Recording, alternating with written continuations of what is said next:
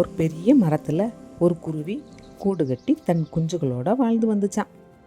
ஒரு நாள் திடீர்னு பெரிய மழை பெஞ்சிருச்சான். அந்த மழையில் அந்த குஞ்சுகளும் குருவியும் நனைஞ்சிருச்சான். குஞ்சுகளுக்கு ரொம்ப குளிர் அடிக்குது, ஒரு சிறு பொருள் தரலாமா அப்படின்னு கேட்டுச்சான். அப்போ நெசவாளர் சொன்னாராம், பயப்படுதே சின்ன குருவி, உன் குஞ்சுகளுக்கு நான் உதவி செய்வேன். நான் போர்வை நெஞ்சு தாரேன், என்கிட்ட நூல் இல்லை, நீ வேணா நூல் கொண்டு வரியா அப்படின்னு சொன்னாராம். உடனே அந்த குருவியும் நூல் தேடி போச்சான்.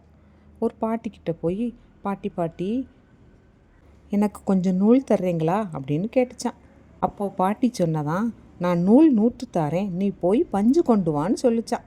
அப்போது அந்த குருவி காடு காடாக அலைஞ்சு கொஞ்சம் பஞ்சு கொண்டு வந்து பாட்டிக்கிட்ட கொடுத்துச்சான். அப்போ அந்த பாட்டியும் நூல் 100 அந்த குருவிக்கிட்ட கொடுத்தாங்களாம். அந்த குருவியும் நூலை வாங்கிட்டு போய் அந்த நெசவாளர்கிட்ட கொடுத்துச்சான். அந்த நெசவாளர் நூலை வச்சு போர்வை நெசவு பண்ணி போர்வையை அந்த குருவிக்கிட்ட கொடுத்தாங்களாம். அந்த குருவியும் சந்தோஷமாக அதை வாங்கிட்டு போய் தன்னோட குருவிங்களுக்கு போர்த்தி விட்டுச்சான்.